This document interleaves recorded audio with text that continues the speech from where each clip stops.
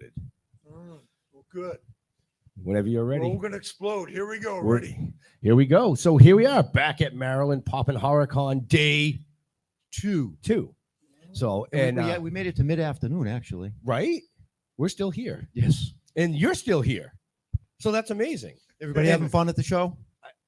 Yeah. All right, wait a minute. No. We're in Maryland. We heard you people could be loud. Are you having fun at the show? All right.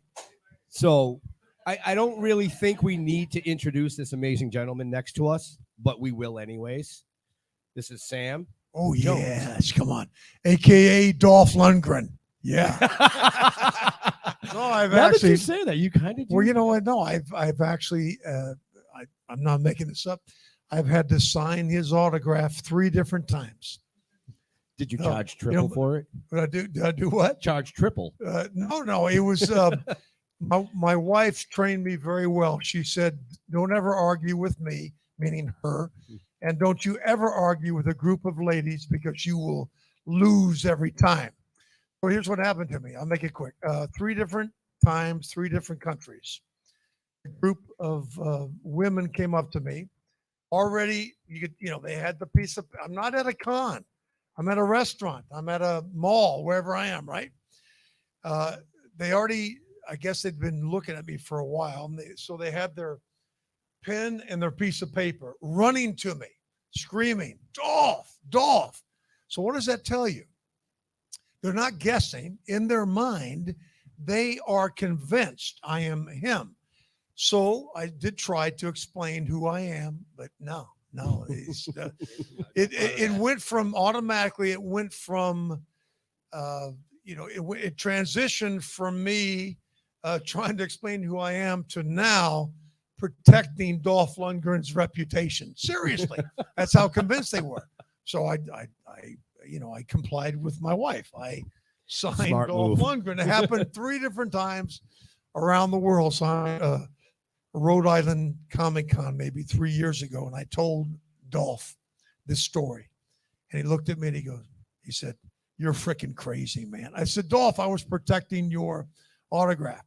And then he was with his manager or somebody, and you could tell the manager was looking at me strange, like, what's the word? Did I plagiarize his Signature. autograph, right? I said, "Don't worry, I made the signature unlegible." Okay. So it was, but I really had to do that. You spelled it incorrectly. Yes. No, I just made it sloppy. I made it sloppy anyway. Is that the Very- right word? Unlegible, non-legible? Yeah. What is Yeah. the correct word? Yeah. Yeah, So we don't have that's the my grammar Dolph book. Lundgren story. Yeah. That's actually pretty funny. That's actually comical. So, yeah. How do you follow that up? How do you follow that How up? do you follow that You up? know, now I know you from Ted. That's me with you is in Ted, obviously, because of what we do. But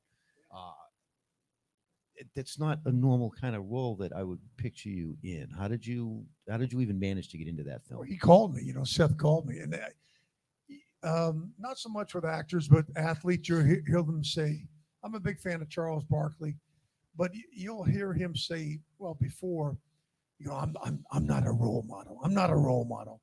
Well, look, athlete, actor, if any platform we have, driving trucks, mechanics, whatever we do, and these guys are incredible.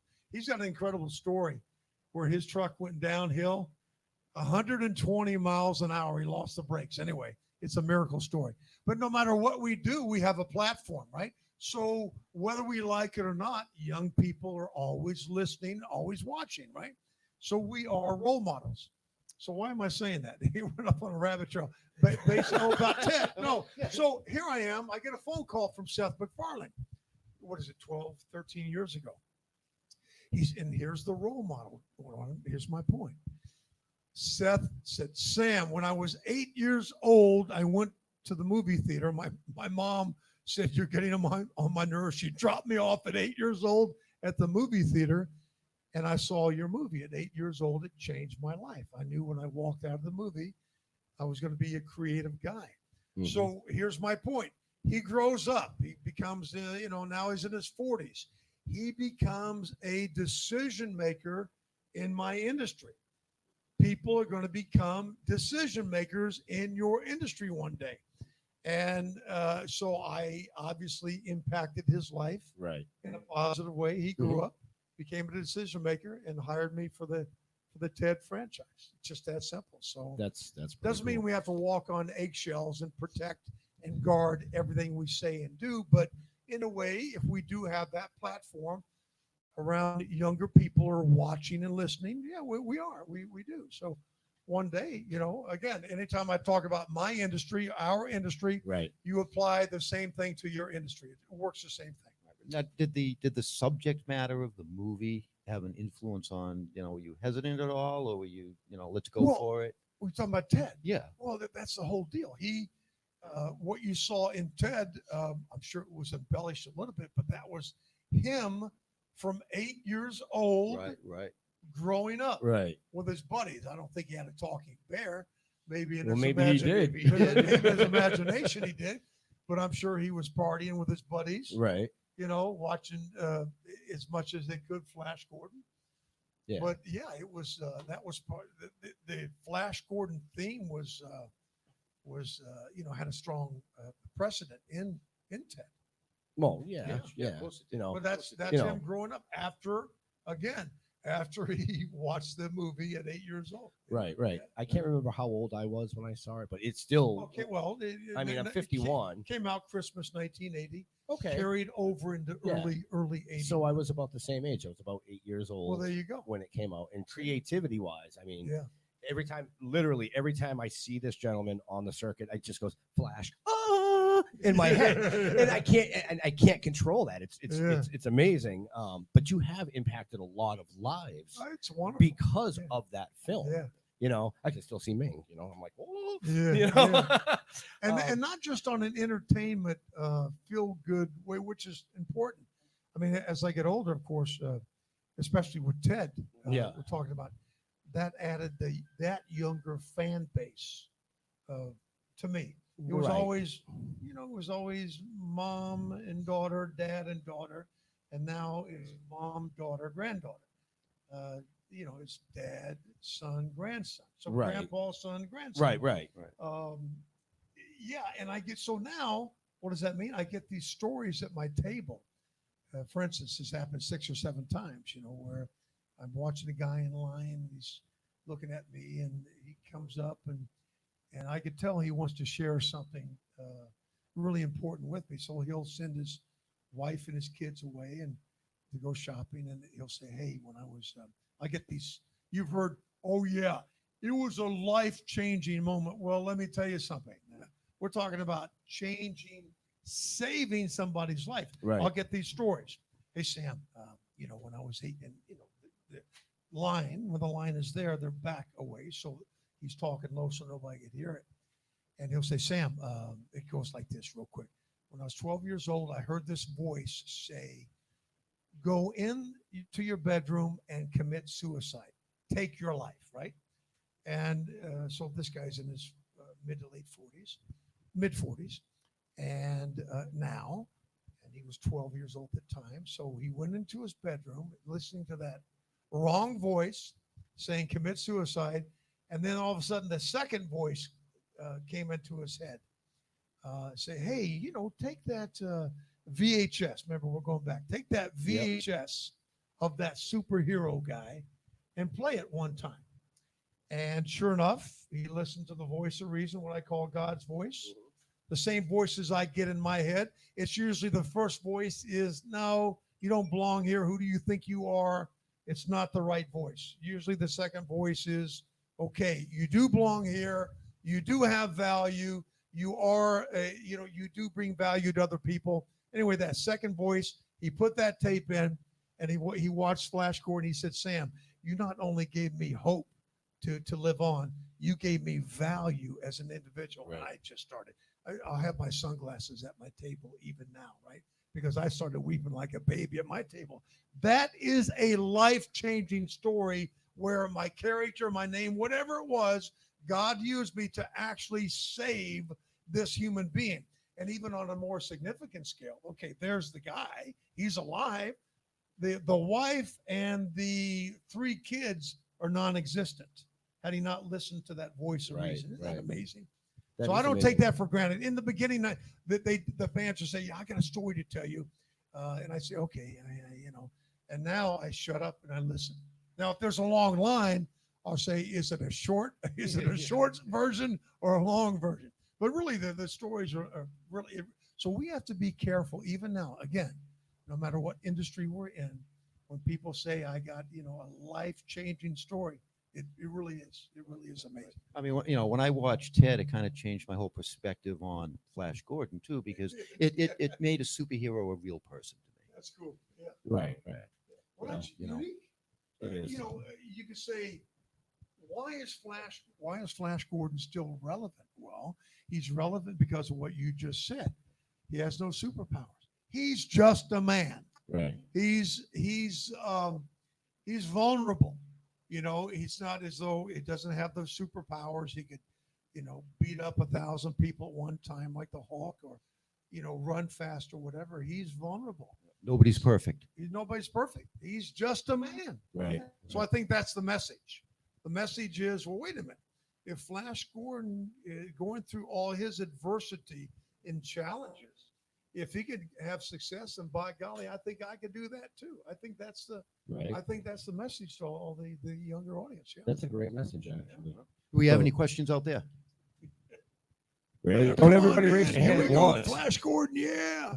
Come on, somebody's got a question. We'll do I some know you got a push-ups. question. Yeah. Oh no, actually, Yeah, come come here. on. Come here. Come up here for a minute. See, I told you. Oh, you see, y'all didn't want to sit in the Yeah, front. wrestling. Y'all made fun of him. Yeah. Oh, see, okay. Come on. You good? All right, buddy. All right. Okay, Ben, fire away. So, what made you get into the Flash Gordon role? What brought you into acting to become Flash? Oh, you mean Gordon? how I got into acting? Yeah, Great question. Tell me your name again. Austin. Austin, aka for Ben. Here you go. Austin. Two different failures. I joined the Marine Corps to be a lifer at 17.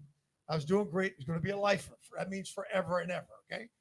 And then I started playing Marine Corps football. I got real good, real cocky.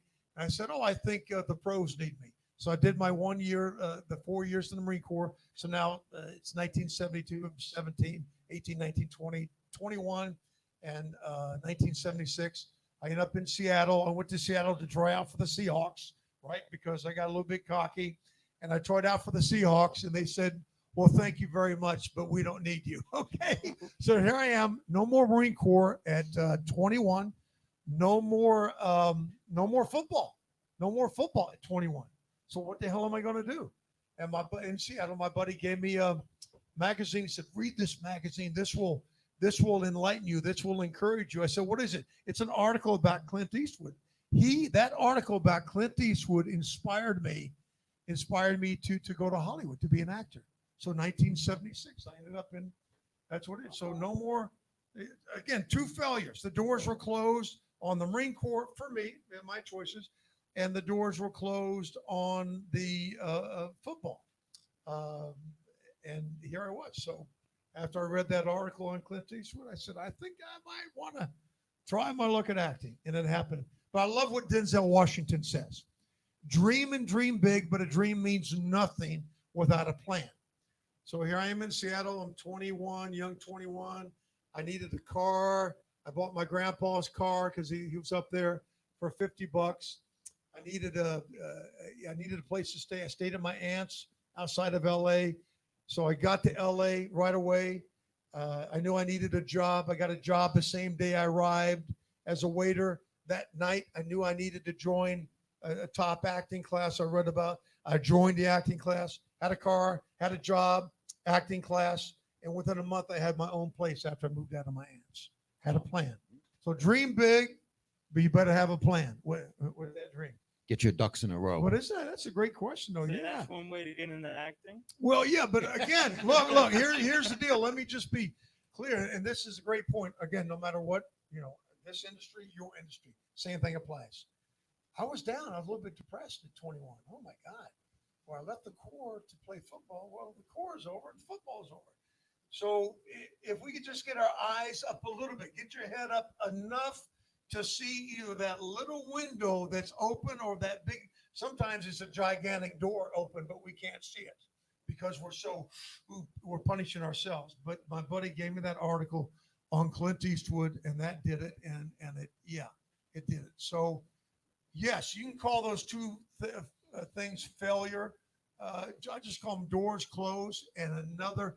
I'm telling you, if we open our eyes, God will open another door immediately or a window, and it happened. Right. Never give And I up. wouldn't be here right now. Here's the thing: is I would not be here right now doing what I'm doing had Marine Corps ended and pro football ended. I wouldn't be here right now. Isn't that amazing? That's how it works. Yeah. All right. Yeah. Thank you, Austin. Yeah. That's a So- never give up. Everybody's got a purpose, but you got to go find it. Right. Just real quick, I do want to thank you for your service. Oh yeah. Well, in my mind, I'm still. When I said the Marine Corps is over, let me just be clear. Now, I've only been an actor 45 years. In my mind, I love the Corps, and in my mind, I'm a Marine still for 51 years. That's- Right. It's Once something I and don't all. ever want to lose, and it's just I thank God that I was a Marine, even though for a short time active duty, because I have flied that in the movie business. Thank God, Right. because Right. yeah, it helped me make Yeah. some. I haven't made all the best choices, but it helped me make some really good choices. I Right. guess when it comes to dealing with other men, I either wanted to headbutt or punch them in the mouth. Okay? Well, I'm glad. Okay, Glad us. no, seriously, we all want to do that. They just, you know what? They deserve it. But hold it. Marine Corps teaches you a few things. Yeah, how to be a warrior, but really how sometimes to walk away from the fight. Yes, Yeah, they deserve to be at least slapped upside the face, right? But no, there's another way. Buy them a beer, buy them a conversation, whatever it is. Right. There's another way. Right. So the Corps did teach me that, and of course about safety and security. Oh my gosh, man! I got wherever I go, I'm not as though I'm looking for a fight, but if there's something like a state of emergency that happens, I'm not bragging. This is something I say I'm proud of. If there's something that goes down right now at any time, I'm there. I'm there to try to fix it. You know, Right, it's just that's in my blood. Yeah. I can't help it. That's why Sam J. Jones and Flash Gordon, I don't see much of a difference. Serious. It's the Right. same guy. It's the same guy, really. It really is. Right. So we only have a couple more minutes with Sam. But following this panel, he does have photo ops. So if you guys want professional photo ops, make sure you check it out at the front desk and go get your professional photo ops with the man himself. Yes. You know, So we have time for like maybe one or two more questions. So Yeah. What I want is, do you collect anything? Yeah. Why am I thinking so much about that? It's a tough question. No, It's I have funny a- how hard I that have a question is. huge Flash Gordon collection. That's all I collect, really, is a Flash Gordon collection. And my wife says, sell it. But what I want to do, I want to try to put it in a museum. I got some really cool, other than every comic book ever published, every book, every comic book, every action figure. I'm still working on some action figures, but I got some unique items. Other than the beautiful restored pinball machine, I've got a Flash Gordon Harley that is a commemorative Harley. It was a gift when I did Sturgis. I ride Harleys anyway. What else? I've got the original Flash shirt that I wore in the movie. I had about 9 or 10 originals, but they were tweaked and damaged and all the fight scenes. But yeah, I collect anything I possibly can. Flash Gordon. A lot of fans give me items too. Yeah, I bet. Yep. And so I've been collecting that for well over 40 years. Cool. I'd like to see the bike. Yeah. Right. Oh, yeah, it's a 91 Fat Boy. And it was a gift from Michael Ballard, the owner of the Full Throttle Saloon Mhm. in Sturgis. Wow. And I was there for 10 days, signing 10 days at Sturgis, which is crazy. Wow. And he sent it to his custom. I said, look, give me a custom Harley, but don't put too much sauce on the dog. Don't make it too flashy. Yeah, don't make it too flashy. So I was going to black it out with the logo, but the logo looks better over white. So we did the white. I put on the old, I always wanted long fishtail pipes. So I had the long fishtail pipes. And one side of the tank, excuse me, says 40th anniversary Flash Gordon. Other side of the tank said 80th anniversary Sturgis, because it was the 80th anniversary, which was it's a cool bike because of that dual um, ceremony or celebration. Right. 80 years Sturgis, 40 years Flash Gordon. Wow. So I got other things too. I can't think of. I know Big our things. our producer Leo here loves to ask these questions when we're on our live shows. So is there something specific that Sam geeks out about? Like, you know, he interviewed Bruce Valanche, and Bruce geeks out over the history of sunken vessels. So Wow. is there, I think I would, because I'm a scuba diver too, so that's something I would geek out. I mean, I wouldn't dive too deep at my age now to go look at a sunken vessel. But what I love history. I mean, I love history. Meeting other celebrities sometimes. I kind of geek out a little bit. When I worked with, I don't know if I geeked out over Mark Wahlberg. I think it was more of a respect thing because he was such a humble guy. Still is. You know, all he wanted to talk about. Yeah, a lot of people understand when you get to the big A-list names like the Mark Wahlbergs, the Denzel Washingtons, the big names, they just want to talk about their families and their kids. Right. It's amazing. It's amazing. But of course, when we're here, we want to talk about the movies and stuff like that. But geeking out, I think just a high respect, history, again, a history buff, American history, world history. That would interest me too, is sunken ships, salvage them. Yeah, it's any type of a treasure hunt. I think I would really geek out over a treasure. You give me a map and say there's something out here. I think that would be more than just a respect of BB. I'm going to geek out, man. Let's find that treasure. right. Sam, there's an original copy of Flash Gordon there. You need to go find it. Oh, I got a lot of art too in my collection. Alex Ross art, Paul Mann art, Matthew Ferguson, who just did the beautiful 40th anniversary 4K restoration. I don't know if you've seen those posters, but he sent me a whole bunch of those. Gold foils, it goes on and on. Nice. Stuff like that, you know. So Buster Crab signature, but Buster Crab traveled. I kind of geeked out over that. The original Flash Gordon from the 30s, Buster Crab, traveled with me to promote Flash Gordon a few weeks before Christmas 1980. wow, That's something I did geek out over. Yeah. very cool. Yeah. So just a reminder, like I said, photo ops with this amazing gentleman coming up right after this panel. If you don't want to do photo ops, make sure you stop by his table and see him because he's an amazing gentleman and he will take the time to Hear your story. Yes. depends on How long or short story. Yeah. Just look behind you when you're at my at my table. If there's a line, then just give me the short version. If there's no line, just give me the long version. But we got to time that puppy. Right. Yeah. So on that note, we'd like to thank Sam for coming out and hanging out. So let's give him a round of applause. Thank you. Yes. All right, guys. Come on, Marilyn. I know you can do better than that. Oh yeah. Come on. All right. Yes. And thanks for Jeff and Ben, our guest speaker. Is it Justin? Wait, that's it, right? No. Austin. Austin. Yeah, it rhymes with that. Austin. Thank you very much. Appreciate it.